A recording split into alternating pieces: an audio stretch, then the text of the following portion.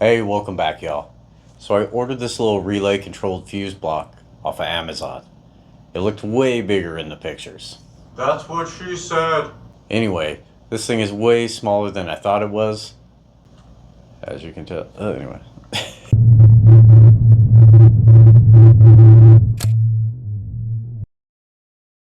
So what do you get in the kit? You get the unit, obviously. You get these baby instructions. And you get some 4mm bullet connectors, some extra fuses, some tab splices, that's gross, and some zip ties. As you can tell, it's about 4 inches long and it's about 1.75 inches wide. The thickness looks like about an inch. Yeah, basically an inch. So this device is super simple. You've got the 2 power leads and you've got the trigger to turn the unit on. Once power is applied to the trigger, right? Pretty simple. Let's see if we can get them both in there at the same time. Oh, they want to touch so badly. Where's the baby instructions when you need them? There we go. Perfect. Well, let's take a look inside. All right. The lid, not much going on there. Here's where all the action is. So, as you can tell, there are 5 amp fuses installed the way it comes. The terminals are these small screw terminals. There's the relay, just there.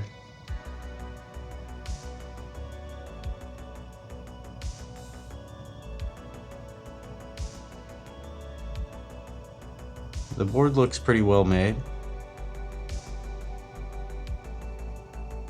The LEDs are very bright. And I think if we pull a fuse, it's supposed to turn red. Oh, yep. So if it blows a fuse, it turns red. That's pretty cool.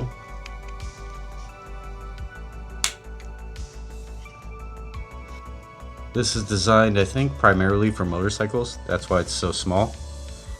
But could be used in a car or anything 12 volt for that matter. The main thing to remember is these are very low amperage. It claims 20 amps, but it's total, not per channel. So this might be something in a car, might be something you could use to power up gauges, maybe a wideband, you know, small stuff, nothing crazy. You're probably not going to power some headlights up off of this thing. Well, yep. So what do we have here? We have main power coming in. I've got hooked up there, right? Comes in through the relay, through the board somehow, feeds the tops of the fuses, comes out that direction. Like these 2 yellow wires they have temporarily put in there.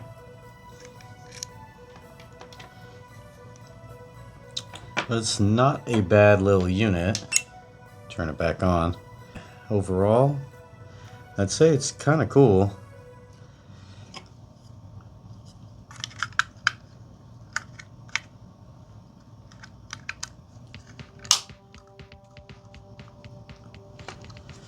And the back side has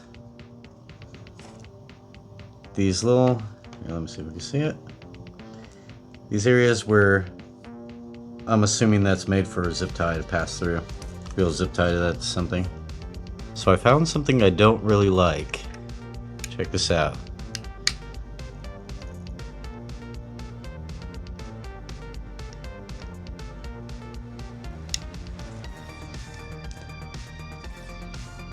It's not broken, but it does flex quite a bit. So if you were to use it in the right capacity, like I said, maybe powering up some gauges, a wideband, some random stuff like that, little stuff under the dashboard, you'd probably be in pretty good shape. I'm sure you've noticed, it goes without saying, that it is not waterproof Obviously there's holes there, there's holes in the top, there's no kind of ceiling, so there's no IP rating or anything like that. The baby instructions explicitly say to not let it be in the rain. Baby instructions are supposed to be doing their job, man, keeping those from touching. And so we're back with our 10 amp fuse.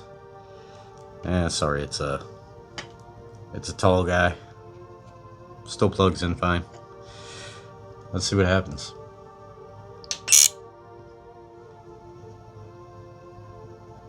Good lord, that's bright on camera, huh? Let me move that. There we go. It is pulling. I'll give it a second to warm up. It was pulling over 5 amps.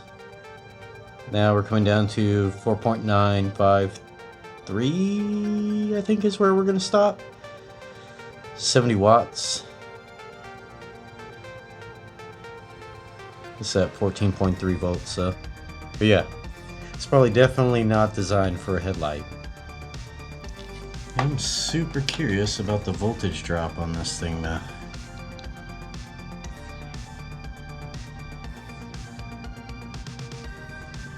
0.274. So for about 17 bucks, this little relay controlled fuse block actually pretty good. Just keep in mind what it's good at and what it isn't good at, and you probably have no problems with it.